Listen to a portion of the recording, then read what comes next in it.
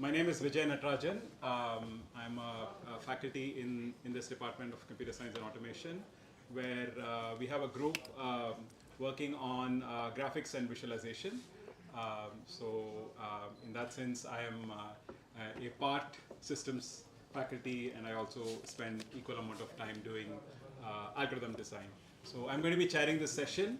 It's going to be three very interesting talks, very different perspectives, hopefully even different than what you saw in the morning.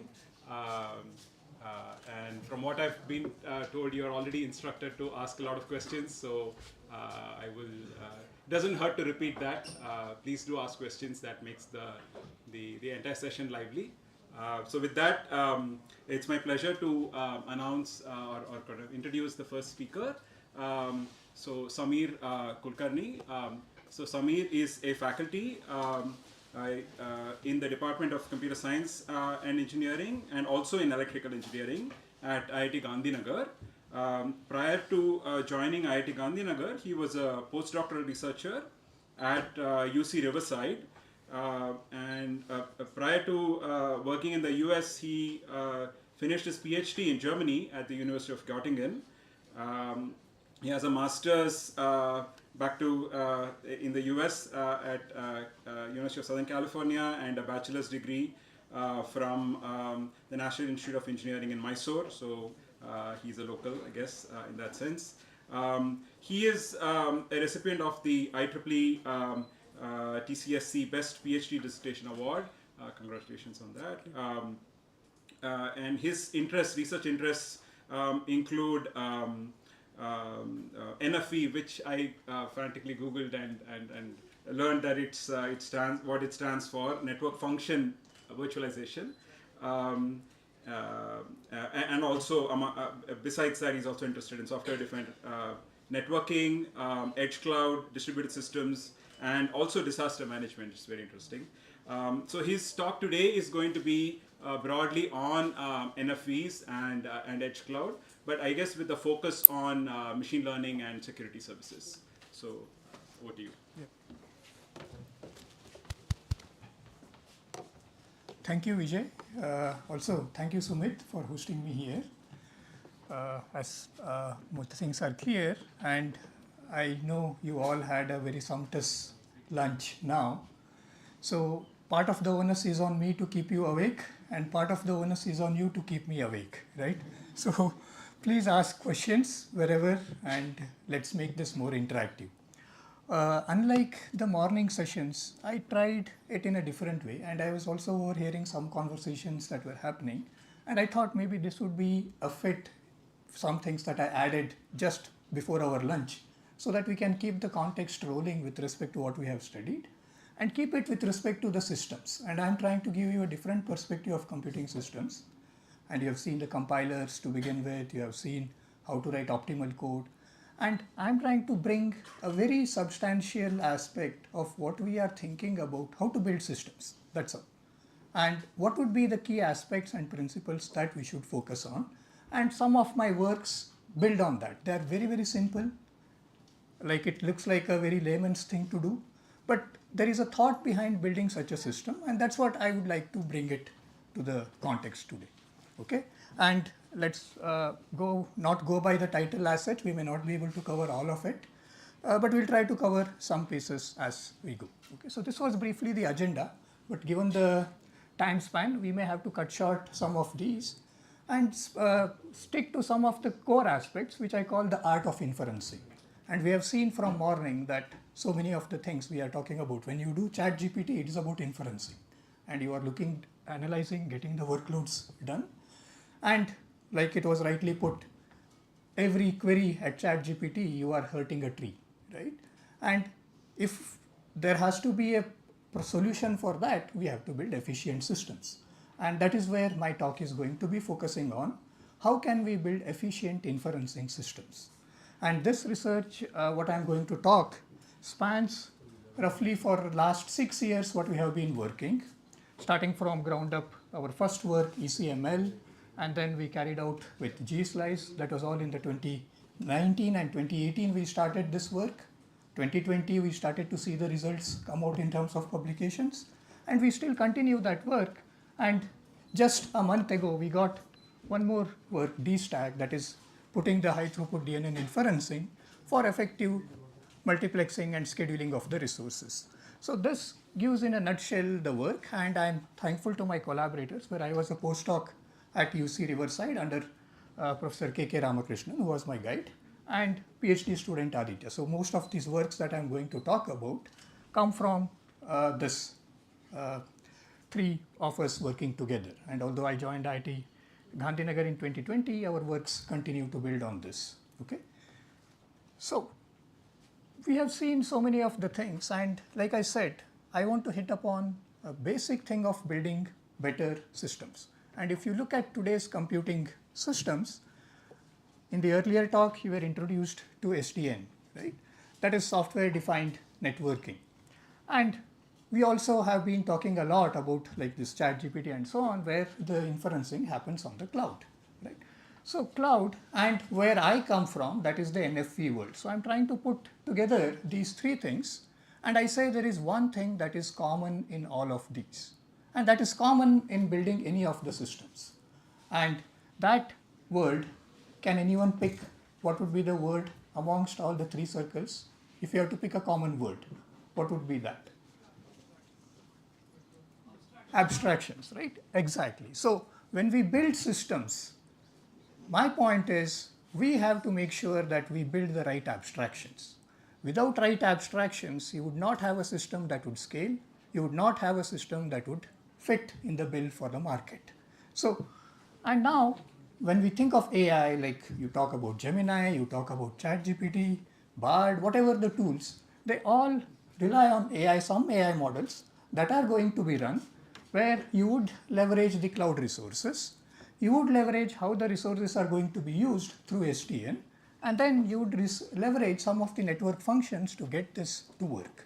And that is where the intersection of these three, in terms of saying how to build the systems for efficient AI, and again, our emphasis is rely on the same principle, that is abstractions. Okay? So just to give a hint back, like when we think of SDN, like you were introduced earlier to SDN, it is all about building abstractions for the network. Like when you think of virtual machine, that's an abstraction for a system that we build. And we say, okay, we can run virtual any hardware on a given hardware, physical hardware, right?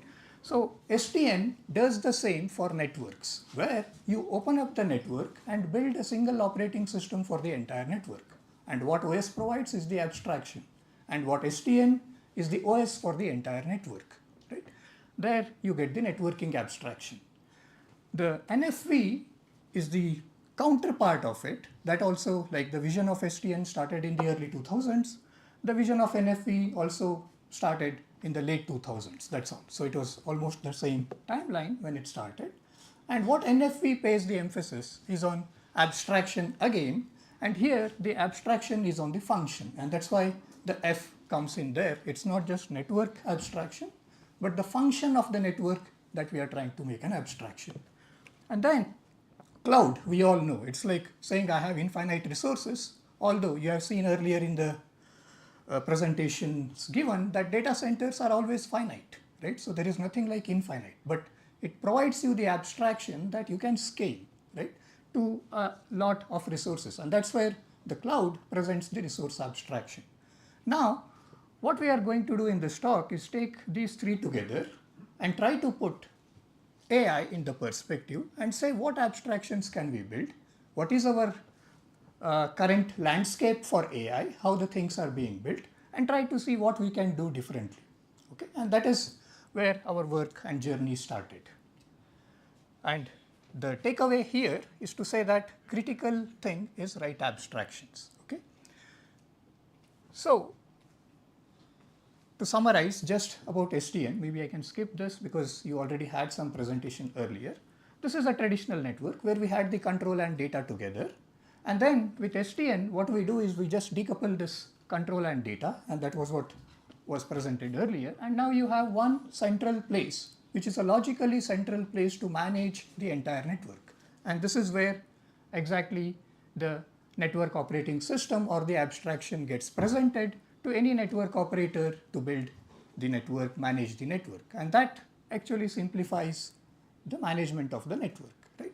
And this is the principle of SDN. Now, if we talk about NFV, we all know, like if you ask Google, Microsoft, they know managing the networks is not just about saying, okay, what rules I apply. It's about making sure that the rules are deployed correctly and executed in a right manner. And there come these devices. So in the earlier talk, you heard about the routers, which were shown in the green boxes, which are very common. But besides these routers, you have so many of the components that make up the network or make up the data center, like the content distribution networks, which we are also talking about, that you want to scale the information at different places. So there are CDN servers, which are basically the data servers that are placed at different locations. You have the SPCs, the controllers, to say, okay, manage the session, manage the encryption properties, ensure that the sessions are managed well. And you have these security instances like DPIs, firewalls that ensure that you can stop the wrong information or malicious content from getting in. Like one of the earlier talks talked about the things about encryption. But how do we achieve them? We achieve them by putting some firewalls in place in network. And DPIs to do deep packet inspection, IDS, IPS. So many of these network functions get deployed in reality. And this is what we call in the traditional sense as middle boxes. These were bare hardware devices, custom built or proprietary devices that are deployed at scale in networks. And what NFV does is to decouple the function from these hardwares. What that means is you get to run the same functions on commodity hardwares. Okay? And that is where the function decoupling happens. And now I can run a virtual instance of a router. Now, if you say that you can run a virtual machine, that virtual machine can act as a virtual router. Right? And you can also do virtual firewalls, virtual DPIs, all of these. So essentially now we can build on the same compute infrastructure on which the servers are built, which we call as the commercial off-the-shelf devices. We can build these network functions as well. Okay? And that is what the NFV brings to the table. But when these things come, they all look good, but they come with a lot of challenges. Especially how do you scale these devices, how do you ensure that you are able to meet the performance criteria, and so on.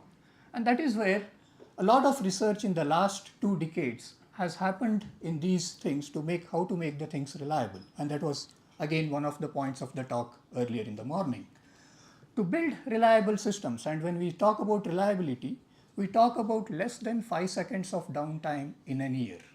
That is what we call as the telco grade reliability, or 99.999% uptime. And we know, like, our traditional hardwares don't keep up to that, right? And we want to make them available. That means we need some mechanisms to make these functions that we build also to be reliable. And that is where a lot of research I did during my PhD, where we built reliable systems, where we built performance-oriented systems, and came up with a framework which we call as OpenNetVM. Okay, that was my initial days of PhD, where we were working on the NFV, SDN, making the systems. But then multi-edge XSS started to emerge, and this was all during the 2017, 2018 timeline. And what this multi-access edge, earlier I overheard some of the students discussing as well. Like when you have, like even one of the earlier questions talked about decentralizing the network, right? Decentralization works well, but there is a caveat. When multiple people take decisions, network cannot operate smoothly, right? Like that is the failure where distributed systems see. And that is where, like SDN said, okay, I will have one central system where I can take a decision.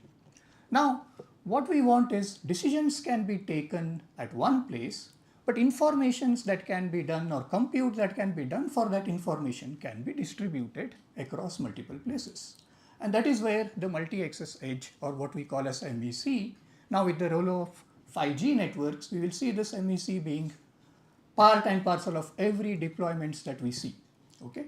And this was getting around, and what that meant is you have a lot of resources that are spread across the globe to do the computation for you. Okay? And this is where the terms start to take different shapes. Like if you are from Cisco, you will start to say there is a fog compute. And if you are from traditional other companies like AT&T, they would promote edge compute. So different companies call it with a different jargon, but there is a slight difference in what we perceive as edge. So there is an edge cloud, that is one, and edge as another. So whatever these devices that we are seeing here, these are edge devices. And typically when you say that, okay, I am running on my browser, run a chat GPT, it goes somewhere in the cloud, gets processed. And now we are trying to bring in a new node that is somewhere in between, which is closer to the user as much as possible. And this is what we call as an edge cloud or an edge node. And what that means is, unlike the data centers that you saw in the morning, where you can scale as much as possible, the scalability is a bigger constraint in these because the resources are very, very confined. Okay? And that is where managing these edge, saying that, okay, you can give an abstraction that it is a cloud, but at the same time ensure that you have a limited scalability and keep working with that becomes a challenge. And that is where when we say that, okay, inferencing now don't have to happen at cloud, but at edge, we get a better latency, that is a very low latency, but at the cost that you have very limited resources that you can operate with. Okay? And that is where the challenges start to come and say how we can manage these resources efficiently, or if I have a limited resource, how can I maximize its efficiency so that I can get the best of that device? And this is where the research on the edge cloud or how we can do better is a starting trouble thing for us. And the use case that I want to present, although this has become more and more prominent now, is with respect to surveillance. And when we think of surveillance, like there are a lot of cameras, CCTVs that are put, like even if we take just this IISc campus, I'm sure there are more than around 200 to 300 CCTVs that are operating, right? And even our IIT Gandhinagar campus, we have around 480 of these CCTV cameras that are operating all the time, 24/7. That means the feed of data that you are going to generate for each of these is massive. And we don't want them to be just passive devices. You want to make sure that whatever data that they are gathering, you can infer in real time and make a decision quickly. And that is where this edge kind of a thing comes in, where you can say that, okay, I want to compute certain things in a time critical manner, then I do it at edge. But if I don't care as much about the time, then I better go to the cloud. Okay? Any latency sensitive things we can put in the edge. That is the point here. And the constraint that we have to live with is that the resources in the edge are all limited. Okay? Any questions up till here? So this is the tone of what I am going to get into next. So if things are all clear, I'll go ahead, or if there are any questions, I'll pause for a moment. All right. So, yes. You mentioned about router virtualization. Yes. So generally, like routers are physical systems. When you say router virtualization, what does it mean? Okay. So when we say that there is a router, the role of a router is to move point data from A towards B with proper netting, right? So that you can always deploy with the regular routers that the Cisco sells you or any other component sells you. Now I say that I don't want to go for Cisco router, which costs me like $10K or $20K, while a typical server would cost me $4K to $2K. If I increase the NIC ports in there, I can make that device itself act as a router. Like you would have heard of Onyx, Oni, these are all the operating systems that you can deploy on a device and make them work as a router. Okay? So when I say that it's a virtualized router, in physical sense it is a compute device, just a traditional rack server. But in operational sense, it is now a router. So you can scale the number of ports on it and make it function as it is like a router. Okay? So that's where it is a virtual router, because it is not a physical device that is a router. Physically it is just a server, and that server you have transformed into a router. Okay? But when you do that, you have a lot of limitations. Like when a traditional router can work in several hundred gigabits. But now when I make a compute device work, your limitation comes on what data rate that you can support.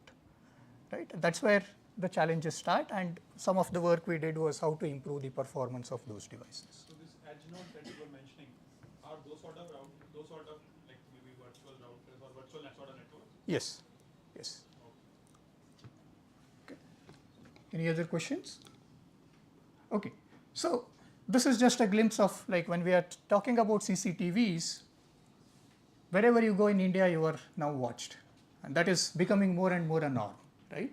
And in fact, if you see, like, if you just visit Mysore Palace, that's where I did my BTech, and for an event in the Mysore Dasara, which is very famous, you would see that just entering the premise and getting into the palace, you will walk through around 125 of those cameras. This was in 2021. And now I'm sure the deployment of these cameras has gone even more, right? And everywhere, wherever you see the number of cameras, like if you think just in India around the surveillance that's happening, it's roughly around 1.54 to 2 millions of cameras that have been deployed. And we are in talks with Gujarat Police Bureau as well, where we are trying to see how they can operationalize and work with the data efficiently. And that's a very tedious task, right? And interestingly, just when I was trying to work on this, I saw that there was a ruling that came just this Monday on 25th of November regarding CCTV cameras that are now getting deployed in residential areas, right? And most of the residential areas now, if you're in high-rise buildings, they have CCTVs. But a very recent ruling, I thought it would be good to bring it here, that you cannot install CCTV cameras in residential area unless everyone agrees. This was ruled in West Bengal High Court just a few days ago. That was earlier this week. So that means putting cameras, one is with respect to data. There are also other concerns with respect to privacy. So they add to a newer kind of systems problems, like earlier we were talking about security. Security and privacy are two different aspects that also need to be addressed when we need to work with these cameras. But I will not focus on the privacy. What my focus would be the efficiency of using these devices, and if I'm scaling to these many of these cameras, how should my system operate? That is the whole intent that I'm trying to work with. Okay.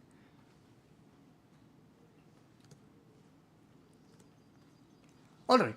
So now I assume we are all familiar with respect to, like, if there is a data that is coming from a CCTV camera, there is a video stream that is coming, typically 15 frames per second or 20 frames per second or 30 frames per second that you are operating with. And in the earlier talks, you saw that even when Professor Uday was talking about the inferencing rate, you would see that it was roughly in the order of few hundred milliseconds, 700 milliseconds if you are just using CPU. And when they use GPU and with the polygon that they built, the framework, it was coming still around 30 to 50 milliseconds per frame, right? So if you are doing just one frame from one feed, it is that much amount of time. But you are thinking of scaling these CCTV cameras and doing the inference. So is it possible that I can do real-time inferencing with all of this data? And that is where the challenges come, and especially the DNN models. And we have seen they are more and more complex. And if you see the size of the models, which earlier used to be like few MBs, few hundred MBs, now they have gone to several GBs, which are hard to even fit in regular GPUs. So given this challenge, how do we make different models that can work efficiently becomes a major question, right? And that too for a scale. And that is where, to give a framework again, like these are the most commonly used ML frameworks. Like you have the PyTorch, you have the TensorFlow, you have the MXNet, although Microsoft Toolkit is now getting more and more obsolete. But those are some of the tools that are there, Keras, TensorRT, all of these, right? And all of these, when you say that, okay, I want to deploy them on a cloud, there is one more important aspect that we need to notice. That is, if I put some service on a cloud and I want it to start inferencing, how much time does it take, or what we call as a cold start? And what I have presented here is a cold start on a server that is locally deployed. That means if I have a CNTK and I want to infer just one using ResNet 50 or ResNet 32 model, it takes around 2.2 seconds. And we are talking about inferring almost every 15 millisecond one frame, and the bring up times are around 2.2 to almost 10 seconds for each of these. That means keeping all of these active becomes essential if you don't want to pay this time, but then you are paying a lot of power for it, so you have to have a trade-off. And if I want to scale, I have to build new instances, and when I build, you are again paying this much of penalty for bringing those devices up. So that is where we need to see how we can minimize this time so that you don't have to pay penalty for cold start. Okay, so that is a key thing that we also need to keep in mind. And when we look now, if I think of all the perspective of the requirements and boil it down to how we should build an inference system, we want to make sure that we use the resources judiciously, that is the first, and we want to make sure that you provide predictable performance, because you have a frame rate that is more or less fixed, and you want to keep up with that frame rate for the high volumes of data. You want to scale as the number of cameras that you install keep growing, or to meet diverse user requirements. And you also want to support heterogeneous frameworks, not just your one server is doing just camera inference. It may be doing other inferences, audio inference, video inferences, even the text-based inferencing. All of these can happen. That means different applications, different frameworks, they have different requirements, right? So we need to make sure that we keep up with the heterogeneity and build such a framework. And that is what we tried to build by building our framework. And this is to give a context with respect to what we have. Like, this is the latency if I do the inference on CPU, which is nearly few hundred milliseconds to several, up to a second, right? And I can use GPUs now to lower that inferencing. And if I use GPUs, the inferencing time gets reduced to around few milliseconds, 10 to 15 milliseconds. And this again depends on the complexity of the model that we are using, right? So it becomes a takeaway here is that CPUs by themselves cannot be used as it is. We may have to go for accelerators, and the accelerators here are the GPUs. And in our lab, we had an NVIDIA V100 GPU at that time, and we were trying to see, can we use these GPUs and build better systems, okay, for inferencing. And when we are trying to use the GPUs for inference, we also had a point that we want to make it real-time inference systems. Okay. So given this as one of the GPU, the V100's framework, does anyone know what is a GPU categorized in Flint's taxonomy? You all have done architecture, right? So what is it? SIMT, right? So this is a special category that we speak of, where you have simultaneous threads that are going to run, right? Unlike the typical Flint's taxonomy where you see just SIMD, MIMD, this is SIMT. The concept here is on threads, right? And that is where when multiple threads are run, each core is running so many of these threads. And these threads are bundled together as warps that are going to run, right? And if you have done some things on this, like this V100 has around 80 SMs, and threads here per block is around 40. That means you have massive threads that are going to be run every time that we are going to get, and the expected teraflops is 7.8 FP64 operations, or 125 teraflops for the peak tensor operations that you are trying to do. But in practice, do you really get this number? And it is, when you look in practice, you get roughly around 0.6 to 0.8 teraflops, which is a tenth of what you would really expect, or even the tensor operations that you get is roughly around 10 or 15 10 T-flops for the tensor operations. And this makes us to rethink what is going on in this hardware, which claims to be SIMT and doing more efficiently the performance, right? And that is where we started to see what is the effective utilization of these GPUs, and where are the bottlenecks, where are the problems that we can bridge, okay? And I'll show some context of running some of the typical DNN models, like this is GNMT, Jasper for the video, or for the audio and text, and then these are the typical image processing, ResNet, VGG, all of these. And what you see is whenever I am trying to run any requests per second and I scale the amount of GPU that they are using, the number of requests that are getting served per second doesn't increase as much. Whatever is there at 5, it barely increases up to 15 in this case, even if I put 100% of the GPU. But if you go by the numbers that NVIDIA tool reports, like if any one of you have used NVIDIA SMI tool, it will report, even if you are just using this, it will report 100% GPU utilization. Because the metric there is to say that whether the GPU is occupied or not about how many of the SMs are actually occupied doing the task. Okay, so there is a big difference between these two, and that is what we are trying to show here. Actually, how much of the resources are used is only 5% of the GPU, and if I put all the SMs to operate, most of the SMs are idle. That means they are not, there is no SIMT benefit that you are really getting when you are trying to do these. And if this is a problem, what would be the solution that we typically go in using the GPUs? Any thoughts on that? Here we can clearly see that the utilization is very poor, and even in terms of latency, I don't go much lower than what is expected even if I put 100% GPU, right? So how do we improve the utilization of the GPU so that this matrix doesn't look as bad? Any thoughts on that? And most of, like if you have used PyTorch, you will be doing it in and out every day. If you have used TensorFlow, you would be doing that.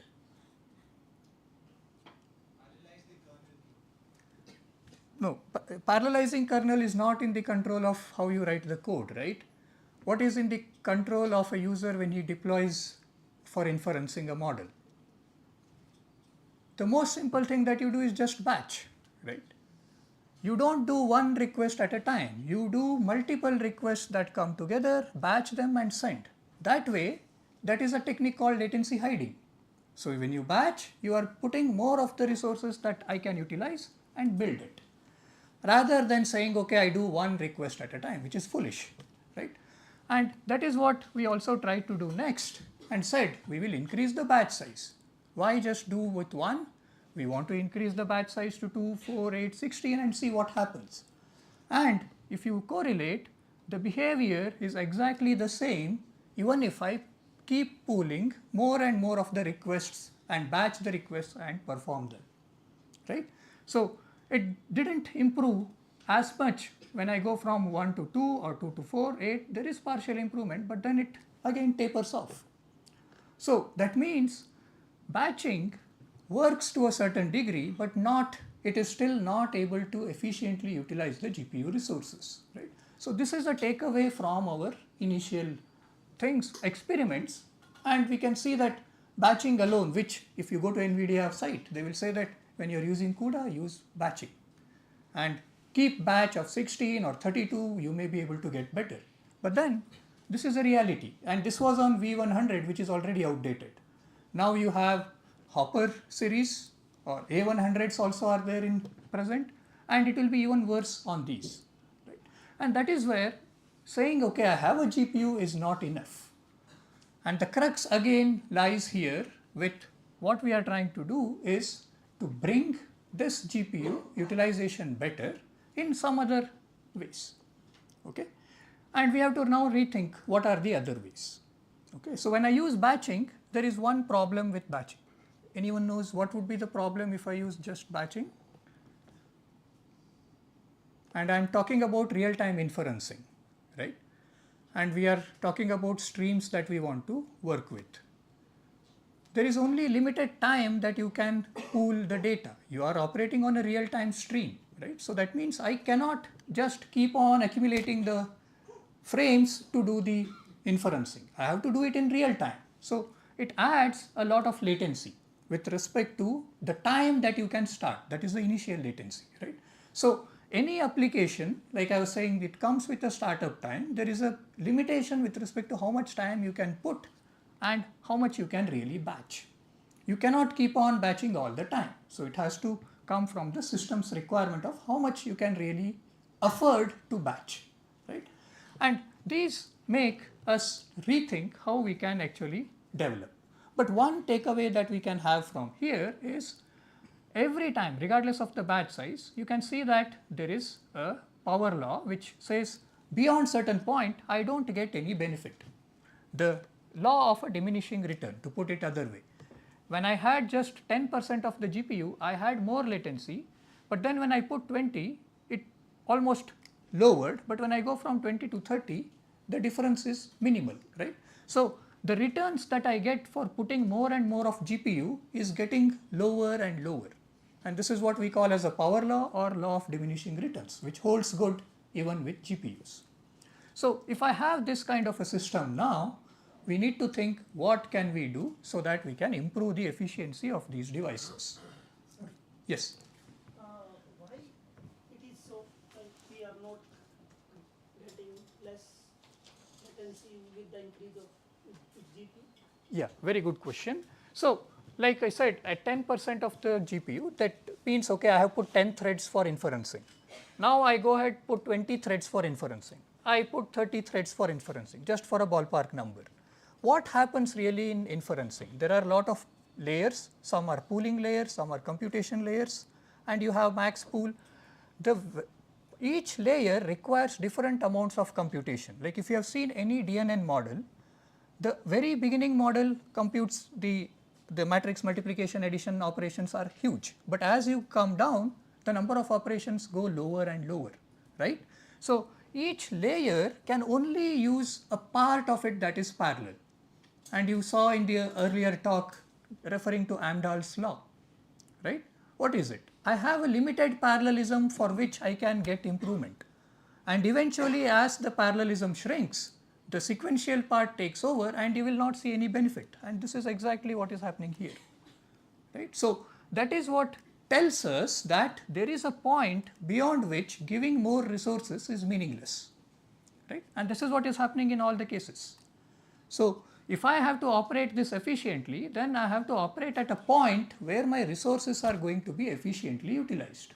And that is what our system observation here leads us to build a system where we want to operate at somewhere in these knee points, like 20 to 30% of the GPU, right? And this enables you to do lot better. And now we can think, okay, it is not just one problem that we are looking, there are multiple of the things. And what is it that we typically do in operating systems when multiple programs run? What happens? That was the first problem Professor Vinod started with, right? They are time shared, they are running together, giving user a virtual thing that, okay, they are running simultaneously, but they are all time shared, right? And the same thing happens with GPU.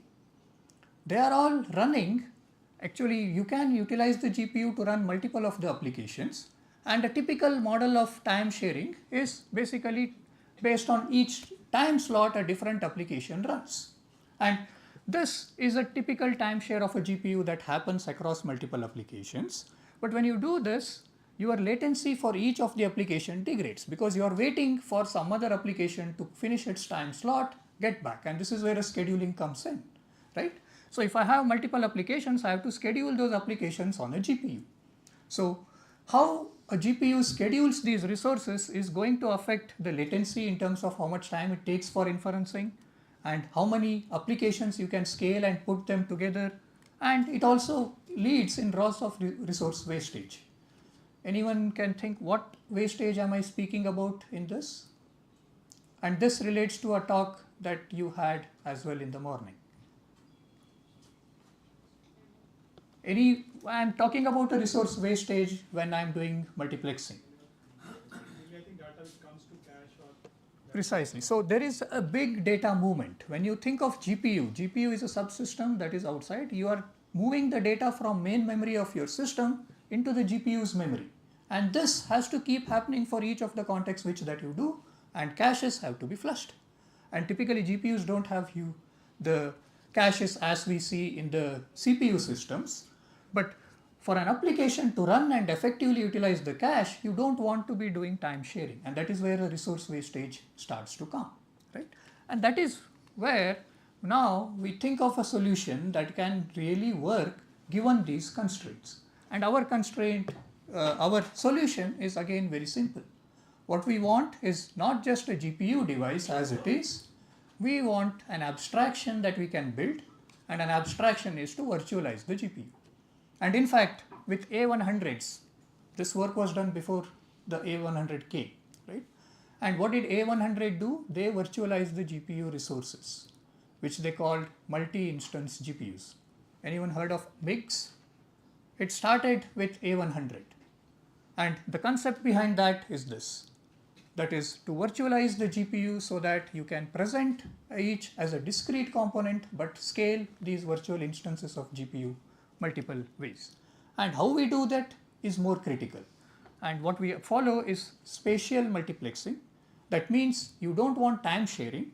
You want the GPU resource to be utilized by multiple instances at the same time. That means when I have the resources, all the resources should be utilized by multiple applications which are going to be running at the same time. Okay, and that requires intelligent scheduling as well. It is not just about that you can make all the things run at a time. You have to take decisions on how to schedule each of the applications kernel by kernel or layer by layer, how you are going to operate. Okay, and that is what our work tried to do. So given a shortage of time, what I'll try to do is just quickly give a glance of what happens when you just do temporal sharing. And like I said, you are going to have a huge impact on scalability because each time slot that you want to give limits how many resources, how many things that you can run in concurrently. And GPUs again remain underutilized because at a time only one application is using the GPU, right? And that is where we deviate and say that we want to spatially share a GPU where multiple of the applications, all of them can run together, and when they run together, you are going to share the same GPU across multiple of the devices. And let's say each GPU application takes just 20% of the GPU. That means I can quickly go up to 5 applications that can run concurrently, giving you the same benefits as if they were running independently, right? Because there was a knee point beyond which there was no improvement. So we can operate each of these at that knee point and ensure that you can scale more. But then the knee points for each of these are different. It is not that, okay, if I'm running ResNet 1, maybe the knee point is 25. But if I'm running VGG, maybe the knee point is 50.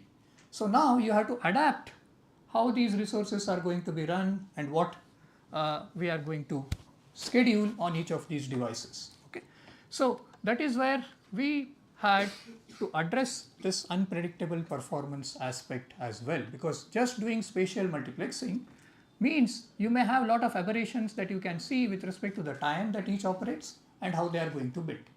And whole of our last 4 to 5 years of work has been to address these specific challenges. And what we really tried to do is use the V100, which was there at that time in the early 2020s, and built these solutions to virtualize the GPU using a framework what we call as a network function virtualization framework. Okay, and we use this NFV and build a resource sharing model on this by assuring that we can allocate each of these independently the allocation that they want without having any interference. Okay, if you don't virtualize, there will be interference. Now when we virtualize, we eliminate the interference, and now you can see that you are going to get no interference from any of the applications, and you can get almost consistent inferencing rates for each of these applications. Okay, and this involves a lot of system optimization, system buildings based on what we have learned. One is saying that we want to control the spatial sharing, and this has to happen dynamically. That means we have to make sure that resource provisioning that happens for the GPU is done in real time. And that is what we build as this dynamic resource provisioning. And to do that, we had to build an adaptive batching mechanism and ensure that the information that the batch gives based on the output that you get, it's a feedback loop where you know what is happening in inference and update it. Does that resource provisioning also solve the load balancing problem? Yes, yes. So, but resource provisioning solves the load balancing to some extent. It also adds complexity to load balancing. So it has two phases. Okay, but what this helps is to say that if I have a single GPU, I know how many resources I can allocate, how many virtual instances I can create and execute them. And this execution is going to be done in real time. Okay, so one important aspect, maybe I'll not have time to go through all of it. So this is our software stack of what we built, which is basically you have one abstraction for all the entire software stack to run your frameworks. No matter whether you are built with PyTorch, built with CNTK or TensorRT, we have one framework through which we can run it. And we build a shared memory pool model where the resources are going to be clubbed and all these functions, which are basically inference functions, are going to use this memory pool and resource manager is going to access them and build. Okay. So the details, all of it you can find in the paper. Because of the shortage of time, I'm just cutting through. And what I want to really get to is say that when we use inferencing, there is one important observation that we need to make. We all know about the weights, parameters and biases that we use, right? What is a characteristic with respect to weights and biases when you are trying to do an inference? There will be lots of zeros. That there are models that you can basically tune and filter them out. There is a pruning that happens, and earlier in the talk we heard about tiling, where you want to optimize and build only part of it, right? Besides, any specific characteristic that these parameters build on. So you have done the training and then you are doing the inferencing, right? So the key observation here is when you are doing inferencing, the weights don't change. They are read-only parameters, right? Because you will apply those weights and run the inference. So if I have a memory that is read-only, can I make that weights to be used by multiple instances? Currently, when you load a model, entire 8 GB or 10 GB of the data is loaded onto the memory. And 80% of this is basically these weights. So when you build a framework and I say that these weights are not going to change when I deploy ResNet32 or ResNet32 again, I don't have to reload 8 GB of data, right? I can only load model specific parameters, not the weights. And weights are, in fact, you will see that 60 to 70% of the size of a model. So if we have this, and that's where having a memory pool where weights can be reused across multiple instances gives a very high scalability. Where if I have a 60 GB model and I have 64 GB of GPU memory, I can only run one instance. But now, because of the 60 GB, 50 GB is what is going to be there, I can run at least 2 instances of that, right? Without even having to reload all these weights and parameters, right?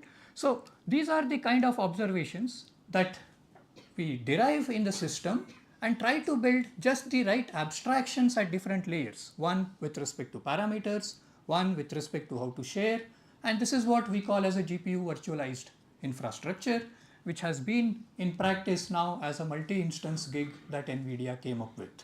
Okay, and all the A100s now have the same principle that we were talking about with respect to how to do it, and they in fact went one step ahead of saying memory virtualization, which our work doesn't address. Okay, but this is how the aspects come into picture. And to summarize, what I want to say is we built a framework that actually relies on a one single concept that is called abstraction and abstraction in building virtual instances, where we can dynamically adjust the resources. I didn't speak about how we dynamically adjust, but this is typical feedback loop where you learn from your mistakes, correct it. And now people call that reinforcement learning, right? We don't use those fancy terms. We just say we can learn based on the corrections that we have to make based on whether we are going in the right direction or wrong. Okay? And that's how we started to build this system, and this is an open source tool that is available as OpenNetVM GSlice framework, which you are also welcome to use. Okay, so that is primarily about the talk. And what I also wanted to say is my research, like I said, we work on typically the computing systems that span the cloud computing area. And in computing, primarily we are looking at serverless computing, where we work on how to minimize the cold start time, how to optimize bringing the inferences, working with containerized solutions for building serverless. And the other part is what we call as smart NICs. Okay, that was again some of the conversation that was happening earlier. Network is no more dumb. Network is all about doing things smartly. And we now have solutions to do things smartly through what we call as smart NICs, where you don't want to use GPU or CPU, do the computation within the NICs. And that is where the future is going to be with respect to what all optimizations we can bring. And in our lab, we work primarily on this P4 and eBPF solutions to build better inferencing, better cloud native solutions that we can build, which are going to be addressing with the networking stack. Okay, so if anyone is interested in these networking systems related works, you are welcome, and if there are any questions, I'll be happy to take. Thank you. So there's a company called SEMA AI that essentially kind of does this. So essentially they give out ready-made solutions like for edge computing. And unlike here where we're using commodity hardware, they're using specialized built hardware, which is going to help you in one more throughput than this. And the other problem I see with this is you'll have to maintain a lot of systems to Yes. ensure that there is reliability and then fault tolerance as well. Correct. So I don't feel with due respect, I don't feel convinced that the gains that you are getting is like over time it's not that worth it. Okay. So let me put this in for prospects. All that we talked about the network functions, they were all custom ASICs. Oh, sorry. Yeah. So whatever we speak of when we build custom ASICs, it comes with an inherent limitation. You are tied to that vendor. You are tied to that solution, right? And if I want to scale tomorrow from one instance to two, it has to come from the hardware vendor for you to do it. And if you take a telco typical business cycle, like a small change, one bit of change in any of the protocol takes 4 to 5 years to make it realized. Why? Because it has to go through the change, it has to go through the vendor who is going to provide you the solution, go through the life cycle of the testing, and then come back to the market, right? Now think you have a computer in your hand and you want to make a one bit of change. How much time will it take? Right? And that gives you flexibility. You are not tied to vendor's solution, right? You are quick to market yourself, you are not tied to vendor solution, and you can build your own custom things, and that's where P4 comes in. Like P4 gives you ability to define your own headers. Can I define anything other than standard Ethernet headers now to operate with internet? I cannot, because every other router will look only for those and drop the packets. But now if I build my custom solution, which is just for my, like Google, like earlier Dr. Ranjita was talking about it, right?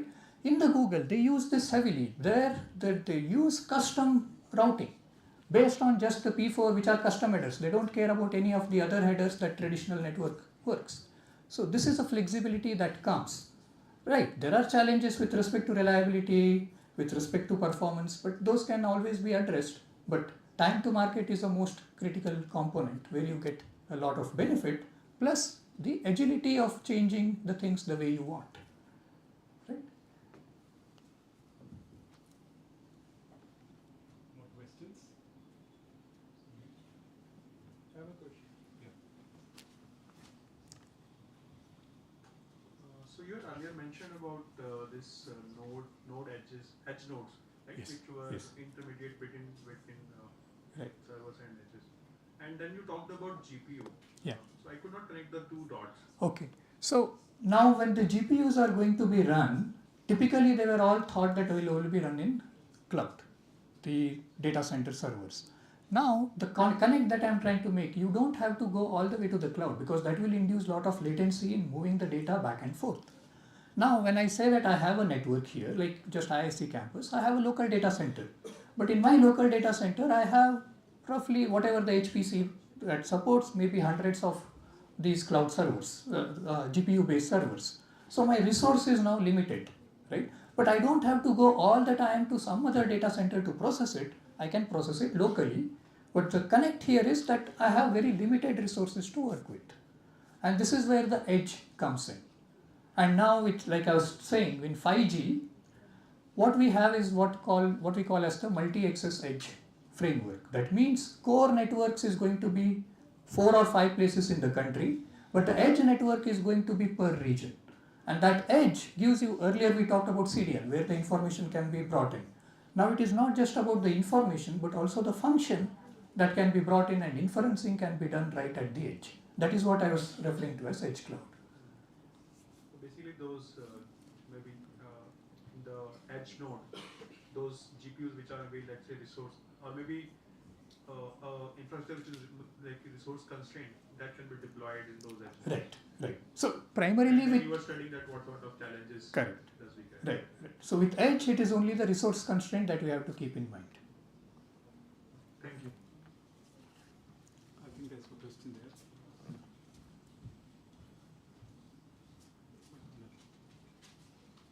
So first it was about routers, first topic.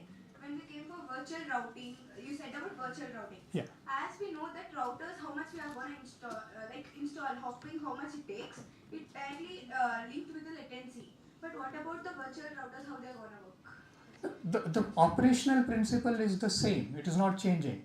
But then what does a router do? Take a packet, do L1, L2, L3 processing and determine whether it is a destination based forwarding. It will determine what is the IP address and send it out, right? Virtual router also does the same in principle. There is no change. But latency, what about the latency? Yeah, so latency will increase. Like if I am saying that the routers that I was referring to as the traditional routers, they operate in terabits per second rate. But our virtual routers, when I build it on server, the best of the class server that you have can go up to 400 gigabits. So that means the rate at which you can pump the packets, process them is different. And when you are processing them in kernel, basically there is an application that has to run, there is a context switch from kernel to user space, then the processing has to happen. So there is increase in latency as well. But the benefit is now whatever one hardware router was doing, you can do it with 10 different servers at scale that you would want. Right? I think there was one more question. Yeah, so this question is regarding G-Slice. So,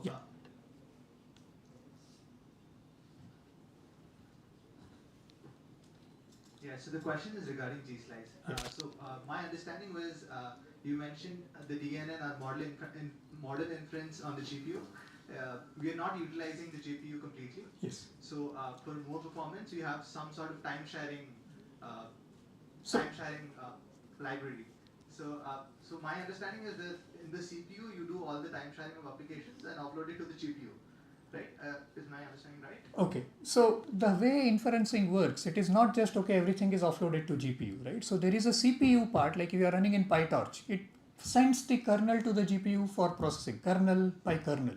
And then the parameters that are related to the kernel are transferred in and out, executed on the GPU, results are sent back, right? And that is where it is both CPU as well as GPU doing the tasks together.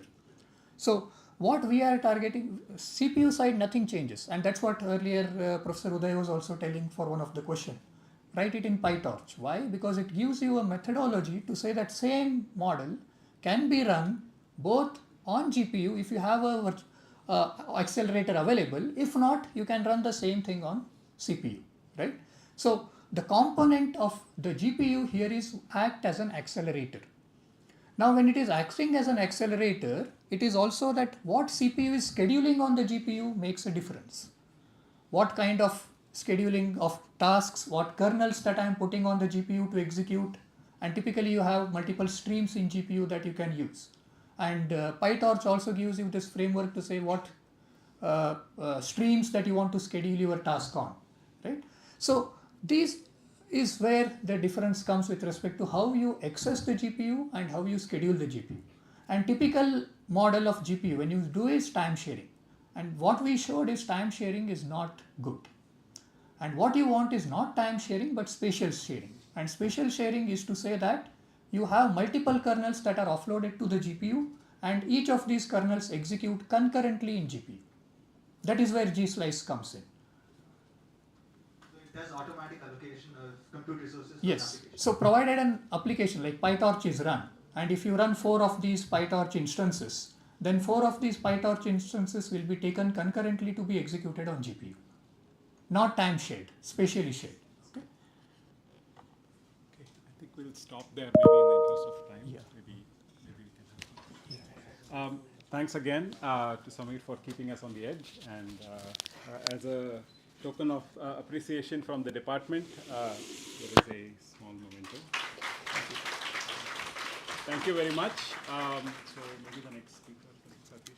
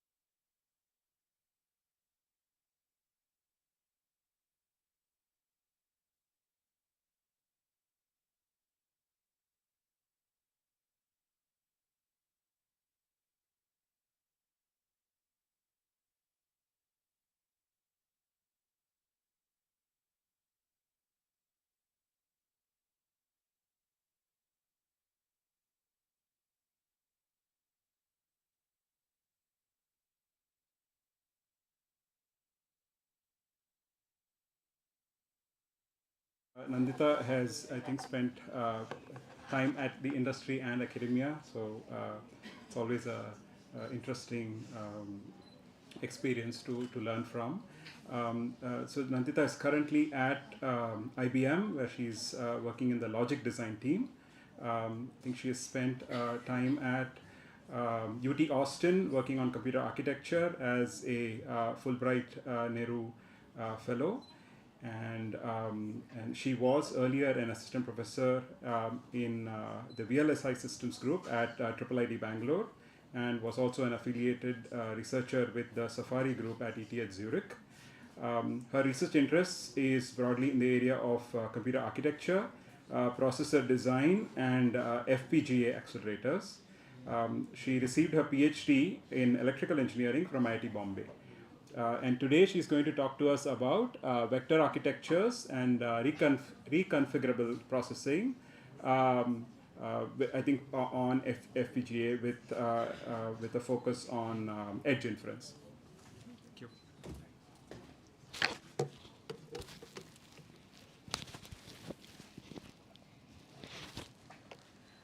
Thank you for the introduction. It's a pleasure to be here, and thank you, Sumit, for having me over. And as per the introduction, so I'm currently in the logic design team at IBM, but then until 2 weeks ago, I was an assistant professor at IIIT Bangalore. And the content that I'm presenting here is from my experience at IIIT Bangalore and over the 6-7 years that I spent there. And my talk is mostly on the architectural level, and maybe a little one more level below architecture, little hardware-ish, unlike what you would expect in the computer science department. But I like to keep it as abstract as possible, and if there are any questions, please interrupt me. So a little bit of background before I go into the overview of the talk. So future of computing is a broad topic. And there are, of course, topics on AI, quantum, how do you have smarter algorithms, cloud computing, and so on. And the main intent of most of these topics is to improve compute throughput, mainly through parallelization, acceleration, and so on. And as you can see the graph here, so most of the compute throughput over the years has come from increasing the number of transistors, as you may know, and of late that has kind of saturated, and therefore the focus has been on increasing the number of cores, improving the amount of parallelism, and so on. So that's what you would see over the last decade or so. And this last graph here also shows that there is also a lot of focus on edge, sorry.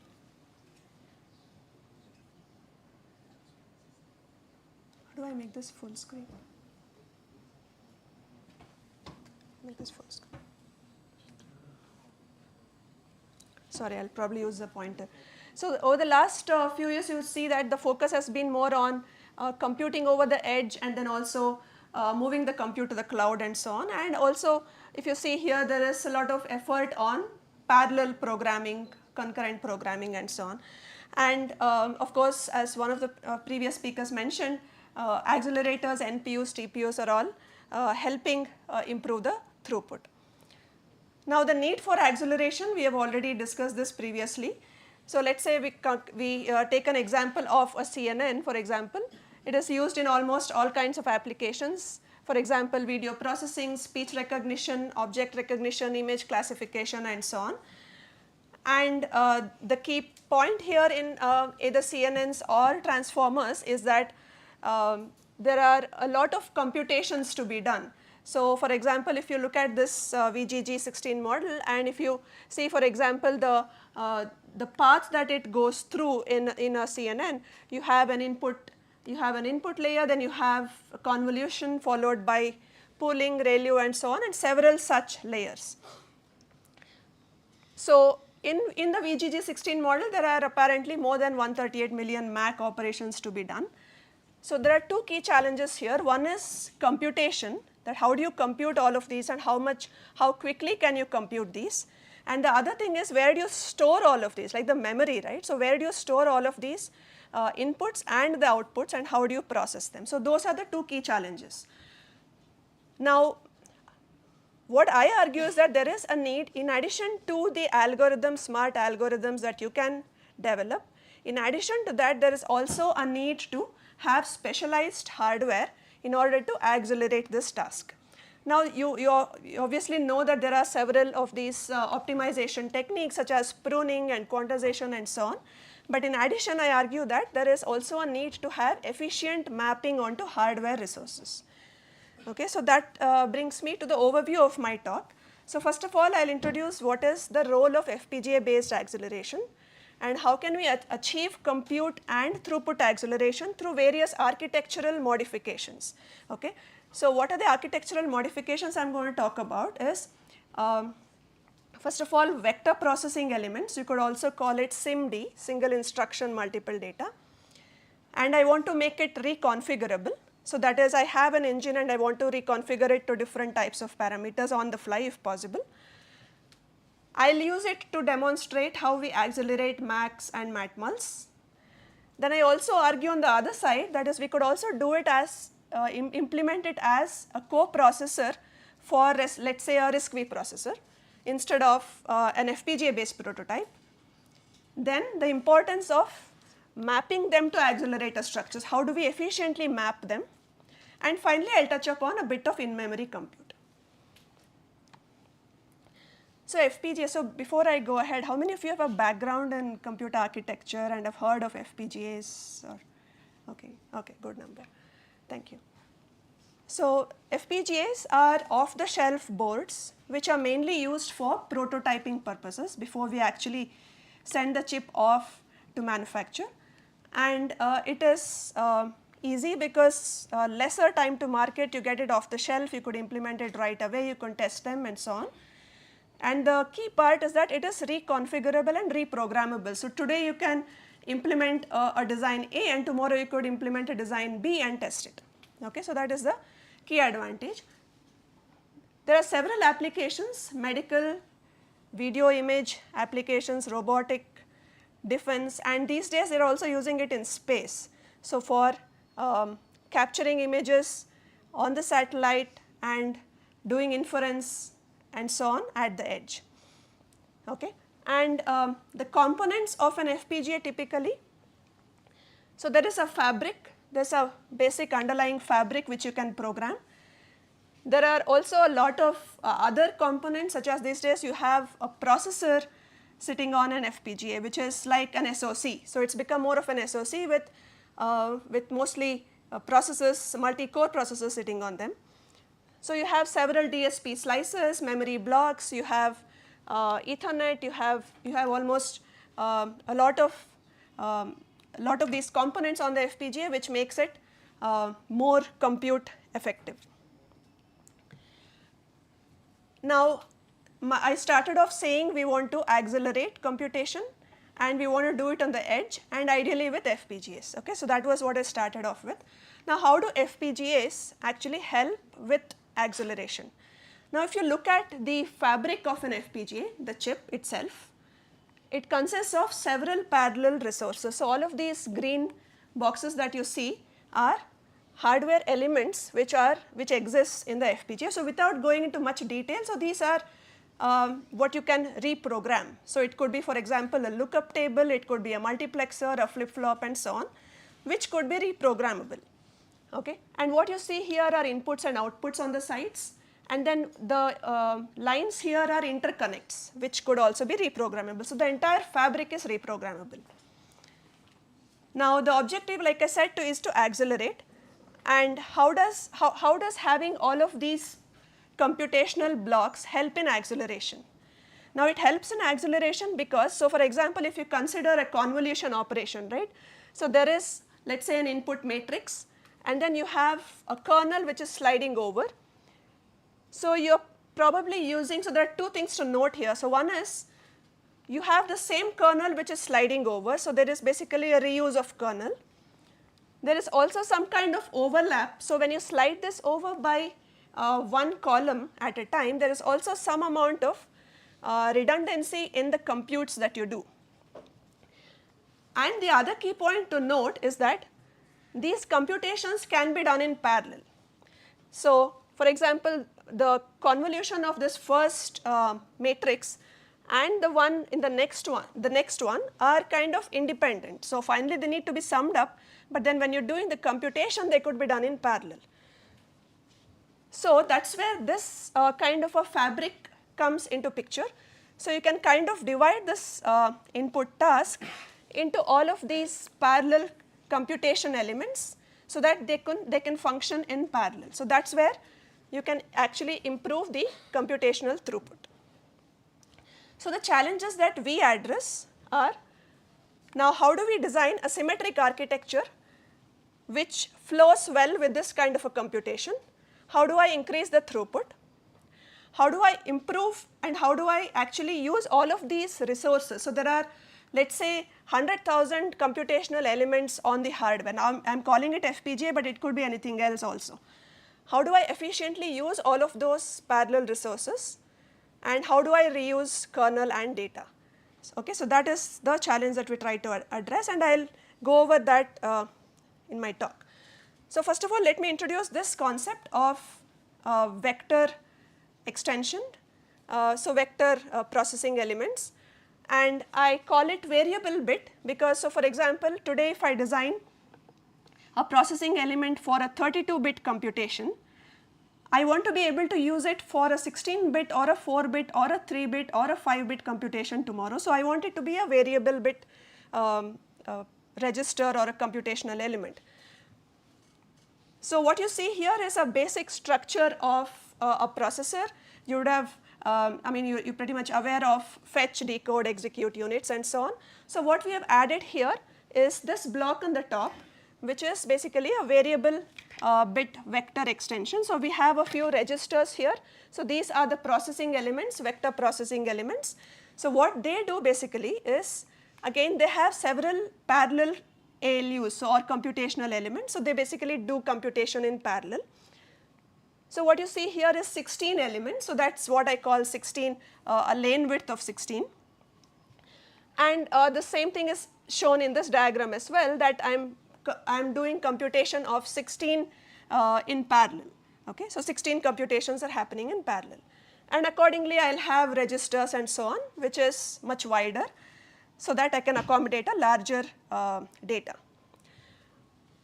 Now, as a simple example, so here we did a matrix multiplication example, and then as you lower the bit width, the number of elements that you can fit will increase, because now you have a certain register of a certain width, and now because you have reduced the data width from 32, let us say, to 16, now you can accommodate more data, right? And for most of the computations, you do not need actually 32 bits of data, it is good enough if you have 16 bits of data to compute with. So, you can see that the speed up increases. So, if you lower the bit width, and of course, there is also a compromise in accuracy, and we are assuming that that is okay. So, it increases the speed up in the CPU execution cycles. So, the key takeaway from here is that if your application is able to do with lesser number of bits in your data, try and reduce the number of bits for storage, so that you could improve the efficiency of memory and also increase the computational speed. In addition to that, if you could do vectorize it, that means you do more in parallel, you could increase the throughput. Okay. Okay, so coming to the next topic, so I mentioned that we do like a systolic approach. So, this is again a very basic structure in most of the NPUs, or yeah. Yes, please. Basic question. What is the difference between vector register file and vector processing elements? So, vector register file stores data, and vector processing elements is computing the data. It is an execution unit which it is like an ALU which uses the data from the register file and does computation.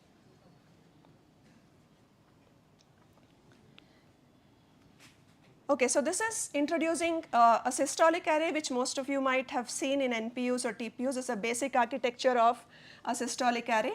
So again, what it contains is several PEs. PEs are processing elements, and there are some delay elements that we have added so that we synchronize the data flow. So what this does is it takes an input from the horizontal and the vertical directions. There's also the result that is flowing in the diagonal directions on these diagonals, and the result flows out at the bottom right corner. Now what we introduce here, what we show here is that in addition to hardware, what we also need is a good algorithm to compute. So here we did a new method of convolution. So typically what you do is you slide the kernel over the image, and one column at a time, one row at a time. So what we do here is instead we do a matrix multiplication followed by a diagonal addition. So that's a different method of convolution, but it results in the same result. There is no, it's not an approximate result, it's an exact result. And with this, what we achieve is that we don't have to slide this kernel by one column. Instead, we slide this over by k columns. K is the size of this kernel. So if it was 3 by 3, we slide it over by 3. So basically, we reduce the computation by k. Okay, so that's the innovation we did here, and it also flows very well with this architecture because we needed to do a diagonal addition here, and the diagonal addition method flows well with this architecture. So what we found was that we get two benefits. One is better computation because we have reduced the number of computations by k. Secondly, we flow with the architecture, so the both of them match. And thirdly, when we implement this on an FPGA, so I told you previously that we have several computational elements all over the fabric. So this is the layout of that FPGA. So what we have done is that each of this color is one such tile. So if you call this a tile, there are, let's say, 20 tiles in this layout. Now by doing this, we have split up this computation, parallelized this, and split it across multiple elements across the fabric so that you can speed up the computation and improve the throughput. Okay. Now as a result of this, this is some basic results that I am showing here. So if this is the x-axis is the image size and the y-axis is the latency of computation. We have several designs here. What is important is design 1, 2, and 3. So design 1 is our proposed methodology, which is this red line here. That is the amount of latency achieved here, and the yellow line, which is at the bottom, is the tiled approach. That is this approach. So by spreading out our resources, spreading out the computation across the resources, we have actually reduced a lot of latency. So that's the minimum latency we have achieved, and it is true across all image sizes. Okay, so this is simple convolution that we did, and the throughput that we achieved was actually pretty good, about 1.6 giga convolutions per second. So that's what we achieved with our method, and as compared to many other related works, so this was quite competitive. Okay, I can pause here if there are any questions. So here basically I am saying that if we have a methodology combined with efficient mapping onto this hardware architecture, in addition to using all the resources efficiently, we can achieve a very good throughput. So that's the key takeaway here. Right? Okay, so continuing on that same topic. So this is in following on the same topic. So here we did another optimization. So we saw that in design A, so there are two schematics that you see here. So in the first one I have marked a blue line here, which shows that our design was basically getting mapped onto serial structures. So you see that they're all connected in serial, they're all computing in serial, one after the other. Okay. So we found that this could be a possible point for optimization. So we thought we can map it onto parallel DSP resources. So instead of serial DSPs, which it was getting mapped to, we said we will force it to map onto parallel resources. Okay? So this is the second diagram that you see here, wherein we forced it to map to pipelined DSPs and adder trees, which are already existing on this fabric. Okay? So we didn't create that fabric, but we rewrote our code such that it will map onto or synthesize onto that kind of hardware. By simply doing this, we found a 2.5x improvement in the clock frequency. Okay? So basically the design was much faster than the original design, and of course we used our previous method of using up all the resources and improving the compute throughput. Okay? So again, the key takeaway here is, in addition to our algorithms that we design, it's also important to optimize it further by mapping them onto efficient hardware. So sometimes you may have to rewrite the code so that it maps onto better hardware. So finally, it's important to note that although we are able to write better programs, good programs, algorithms, we also need to have an architecture perspective so that we know how to map them, how it gets mapped onto the resulting hardware. Okay, so continuing on some key ideas to improve parallelism. So I mentioned that there are 4 things that we focus on. One is the processing elements need to be parallel computation capable. So how do we make it more parallel computation capable? So one is, we can do systolic architecture, we can do vector processing elements. Now can we combine both of these? Can we do vector systolic architecture and apply the same concepts that we used previously? Again, to improve the throughput, can we find out what is the most suitable vector lane width? Can we tile them across the FPGA like done previously? And utilize the hardware resources. I am saying FPGA here, but it could also be ASIC or it could be any other hardware. How do we use them efficiently? So that is partition the kernels, matrices, and also sometimes you may have different types of resources on your hardware. So that I'll come to. So how can you utilize all of them? And lastly, it's also important to automate this architecture generation. So for example, the previous systolic that I talked about, so this should not be a fixed structure. I should be able to modify it into a 7x7, 11x11 on the fly. It is easy to do it on an FPGA because it is reconfigurable. So at least on an FPGA, I should be able to dynamically do this according to the needs of the input. Okay, so that is another important thing that I will talk about. So these are the key ideas. So I'll explain a couple of examples to build up on this key idea. So like I said, we build a vector systolic accelerator. So vector systolic again means that each of this processing element is now consisting of, so each of this is now consisting of multiple P's inside. So it's now much more bulkier. So earlier it was probably doing 1 MAC computation, 1 AB plus C. It's now doing 4 AB plus C's. You could also do 8, 12, 16 and so on.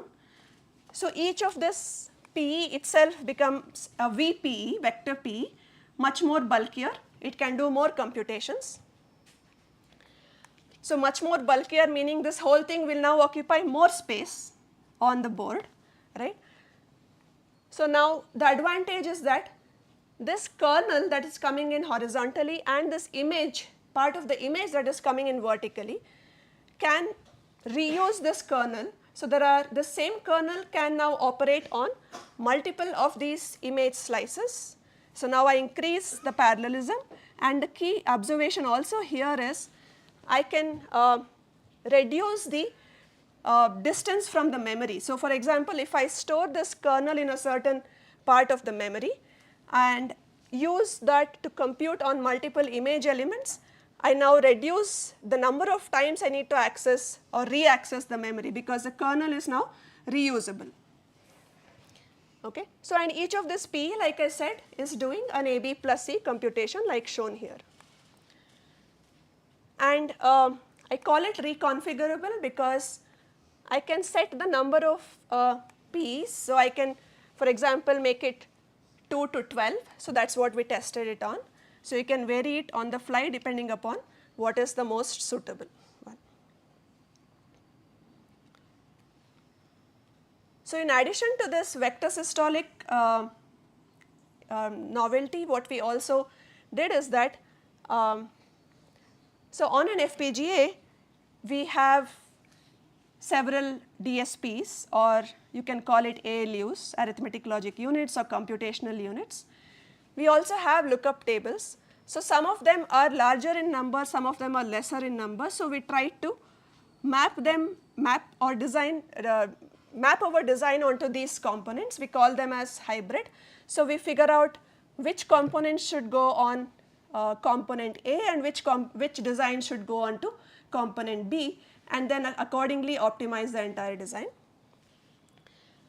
Now we also estimate the throughput. We also want to figure out, let's say for a 128 by 128 image with a 3 by 3 kernel, what should be the optimal vector lane width? Should I have a vector 2, should I have a vector 4, 6, 8? What should be the optimal lane width? And if I choose that lane width, what is the throughput I can estimate? What is the throughput I can get? So that's the plot I am showing here. So the throughput on the y-axis and the vector lane width on the x-axis. And obviously one of the key takeaways is that the hybrid method, that is using both kinds of resources, gives us the best throughput. And for each of this you can also choose an optimal lane width of 6 or 8. So that is what we found as the most optimal because it also creates a good number of tiles. So if you make it bulkier, the number of tiles will reduce because each tile itself is now much more bulky. And if you make it smaller, the number of parallel computes will reduce. So as a balance between those two, we thought vector 6 and vector 8 are the best. And so that enables good throughput. And lastly, I mentioned we want to automate this generation of this IP. So this entire structure, we want to automate it. So for that we built a structure which looks similar, which looks something like this. So the inputs to this framework is a set of parameters. For example, it could be the data width. It could be, let's say, a 32-bit data, 16-bit int 16. It could be float, b float, whatever. This input matrix size, so here I am assuming convolution, but it could also be extended to transformers. For example, you could also use this for matmulls, a large amount of matmulls going on there. So we extended this to matmulls as well. The number of tiles, the number of resources, vector length, all of these could be inputs, and accordingly this is going to generate a structure similar to this on our hardware, and also it finds out what is the most optimal configuration. So it's basically like we have run a set of different set of matrices on this, and we have created like a database, and we could also train a model for this, and then we predict what is the best vector lane width for this design. Okay, so that's about how do we generate an automated IP. Okay, so I think this is also important because we do not want to have a fixed hardware. So that's where I started off my talk with, that we want to have reconfigurable processing elements, parameterizable processing elements. Okay, let me pause here. Any questions? Right. Essentially has around 1700 DSPs, right? Possible, yes. Yeah. So if you run a big model, Right. have multiple layers. Right. How do you do it? By layer you process it, Right. and then submit, Right. or end to end. Right. So for smaller models, it's easy to fit it on the board. For larger models, we need to use the external memory to bring in the data and then process it. So we do like at least couple of layers at a time. So that's where this reduced bit width, parallelizing, all of them come into picture, so that we could at least fit in like couple of layers at the same time. and then we need to move the data out to the DDR, to the external memory, and then bring in the new set. So that will become the bottleneck. So we want to try and hide that memory latency as well. So when we are moving out a particular layer, we bring in the next one so that we kind of hide that latency, memory latency. But that's in terms of memory. Correct. But in terms of computing. Yeah, in the terms of computation, we need to be able to do 2 layers at a time at least, and then we move them out and then bring in the new one. Then you add it separately. Correct, correct. Right. So for that also you need to have to save it somewhere. Yeah. Yes. So how do you, like the FPGA implementation images you have, so how do you, map almost all the LUTs and DSPs you have? Like, do you have an algorithm for it, or it's just the tool that does it? No, we force the tool to use DSPs. So we wrote certain parts of the code such that it maps to DSPs. And we also force it to use DSPs for certain tiles and not force it to use DSPs for certain tiles. So that way we can use both. So by default, it will always use more than anything more than 16-bit width to DSPs and anything less than that to LUTs. So if we want anything else, we need to able to force it to map it in a certain manner.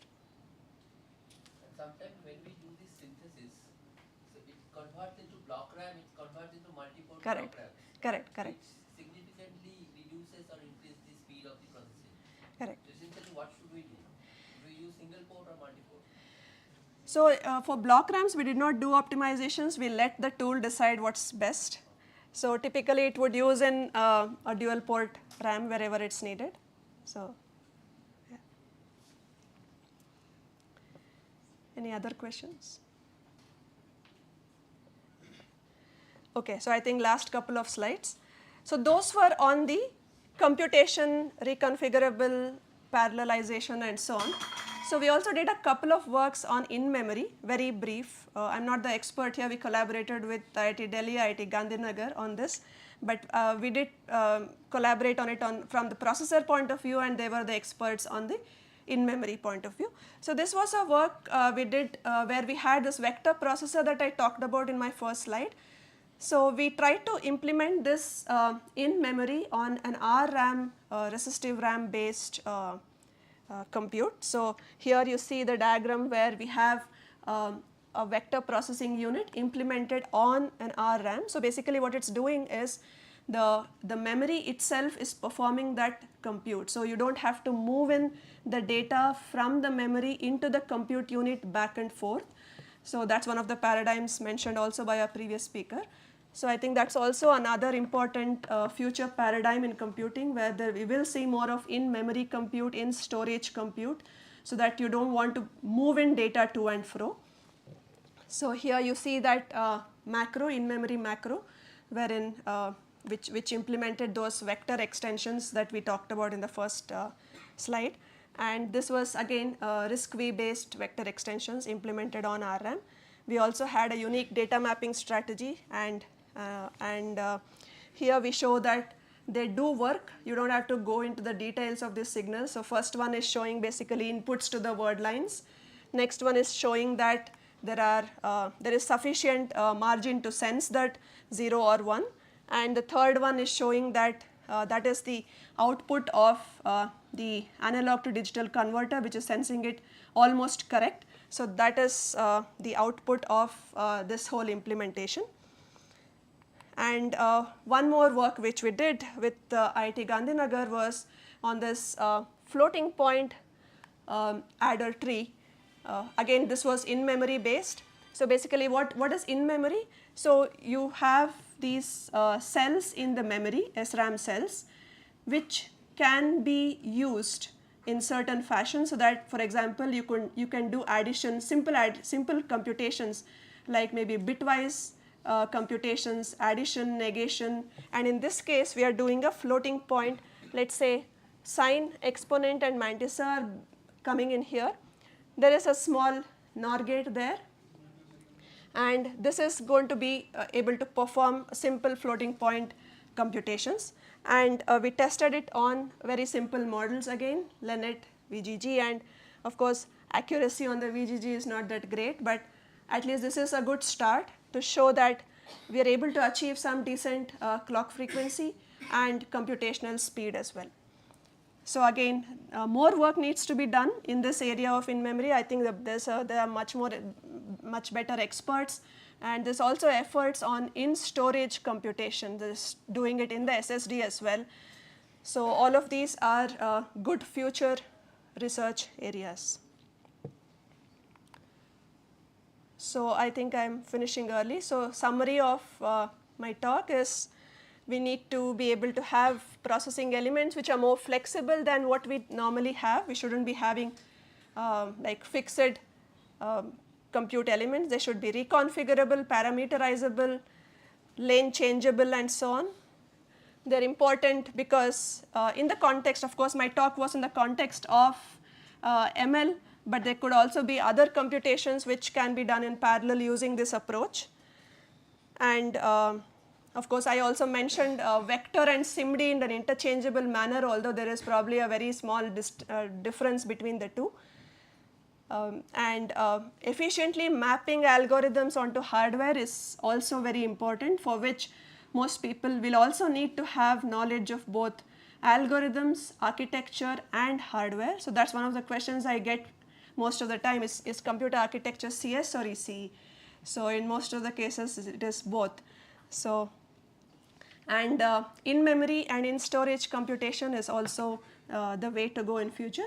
Another thing that I didn't mention in the presentation, but it's also important, is so most of this work was done on using hardware description languages, but we are also going more abstract, using high-level synthesis, C, C++, Python kind of programming languages to program FPGAs, for exactly the same reason that we do not want to restrict this field to only ECE people. So CS students should also, CS people should also be able to program these by abstracting out a lot of hardware level details. So that's again a big way forward. So, and this is an area where a lot of departments in computer science around the world are working on HLS based programming acceleration on FPGAs as well. So that is the summary of my talk. Thank you, and if you have any questions, please let me know.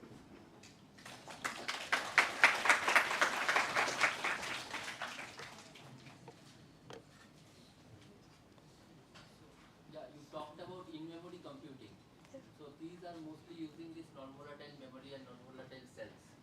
So say for example, if somebody wants to really do the experiment in HLS, so those HLS tool does not do this. Yes. HLS, so all of that is, in fact, FPGA based implementations, prototypes are very hard if you want to do in-memory compute. So in-memory computes will need actual hardware or simulation based results before you can actually go onto hardware. Some people have also demonstrated this using LUT based lookup table based computations, because that is also kind of memory. So you could, I mean, of course, block RAMs cannot be used for in-memory, but LUTs can be thought of as memory. There are LUT RAMs, for example, right? So there's a significant difference in the access time. That's right. That is right. So those are not comparable to each other. So I guess for what you're referring to, you'll need to do simulations using this kind of experiments using those tools, and then actually do hardware to test it out. Any tool which is actually doing these simulations, I mean, convert into Yeah. So yeah, I'm not an expert in that area, like I said, but I'm pretty sure a lot of people are doing NVM and RRAM based experiments. There's a question here.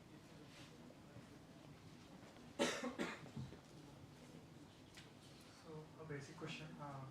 So what I understood from FPGA is it's a programmable prototype board, and after running experiments, we realize it into an actual static hardware architecture. So now coming to this, so will it require a separate hardware for each model, or so how will we be using it? I mean, what's the use case? Will we be using this only for our experiments in labs, or is there a way to commercialize with this? Let's ask. Yeah, so FPGAs are off the shelf. So basically you can use it for, let's say today you want to use it for a robotics application, you want to put it on the field, capture some images, do object detection, you can do it.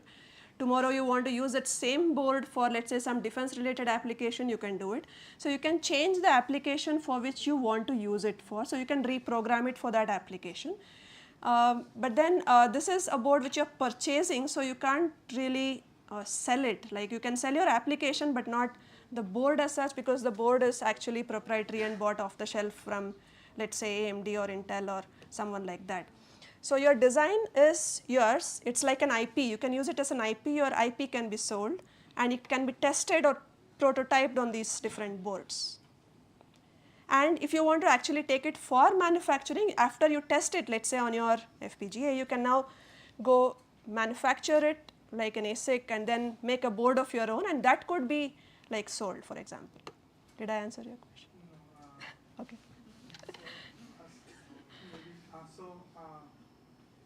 So the efficiency which we are achieving over here, so we are achieving through programming the hardware specifically for a model which we want to run. Okay. So No, so model meaning you're saying AlexNet or VGG or something like that? yeah. So yeah, so if you, yeah, okay, go ahead. So now,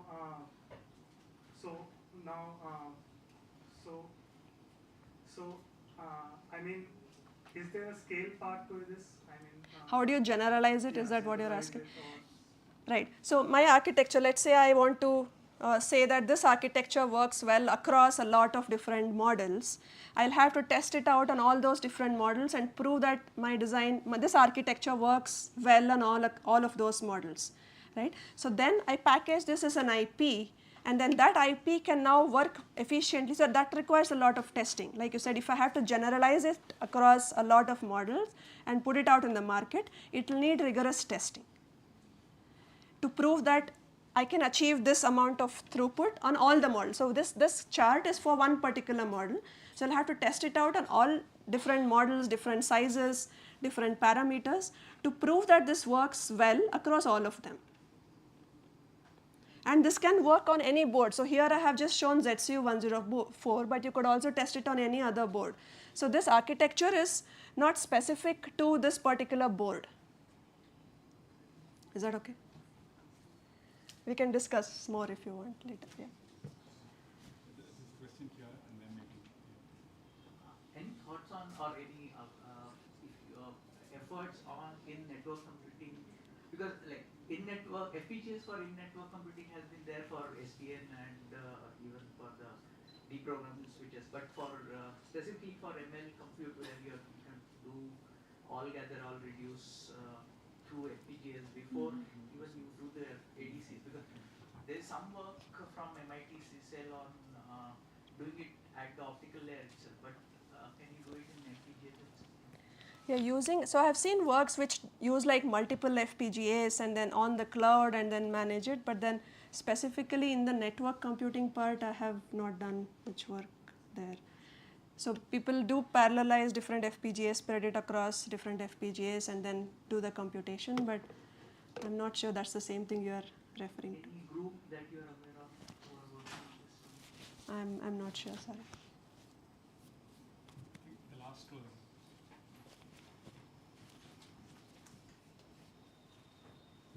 Mark, so my question was on this systolic array, right? The typical single-cycle core has the fetch and then the decode, the execute, and then the write back. So in systolic array, I wanted to know how the inputs are given in the first place, how is it written, and what if certain PEs are done faster and certain are slower? Is there some kind of synchronization that's happening?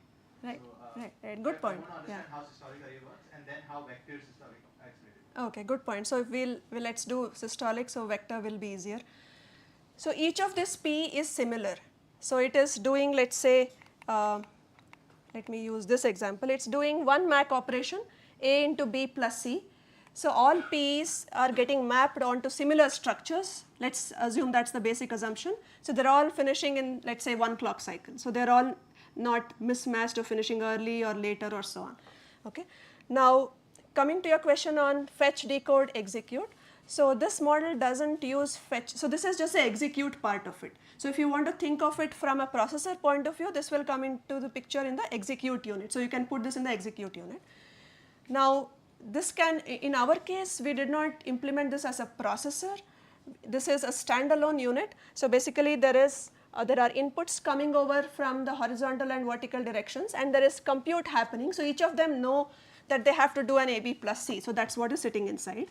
Okay, and they pass on this result to their neighbors and they flow across. So this performs one computation and they pass on this input to the next one.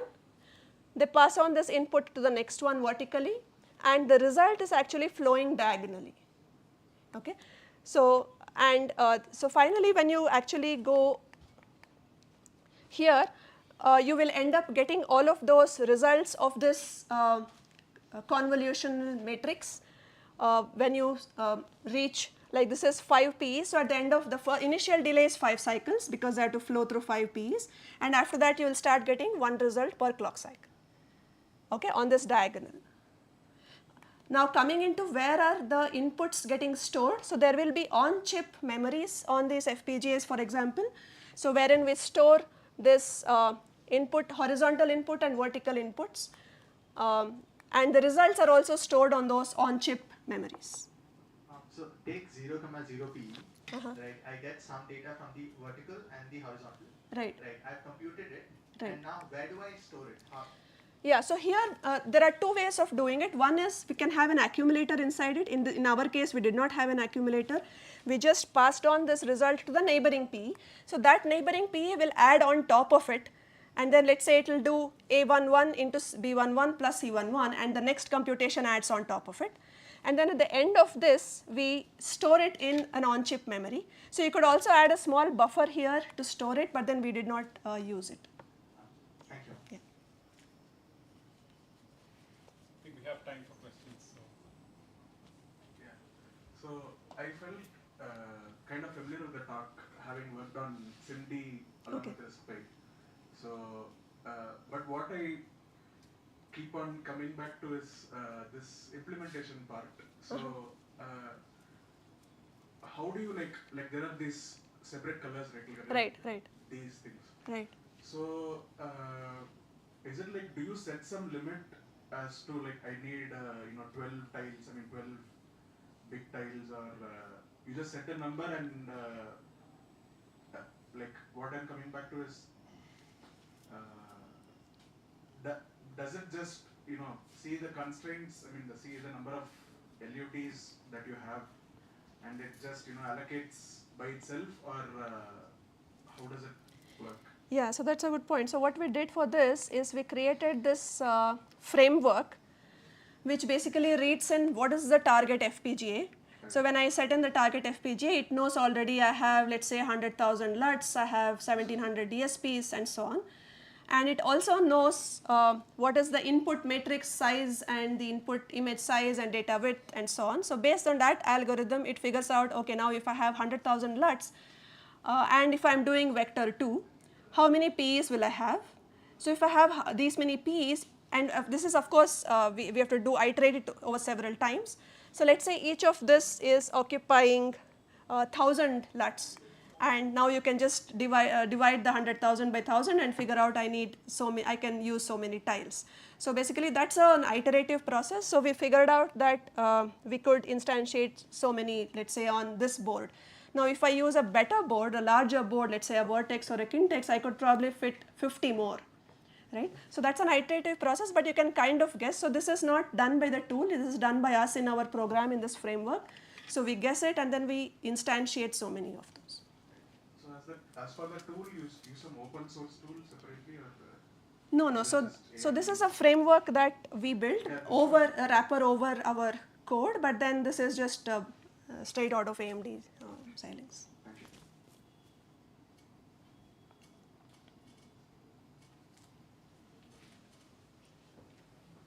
Any other questions? More questions, looks like. Okay, if not, let's thank the speaker again for architecting a great talk. And this is a small token of appreciation. Thank you. Okay. Okay.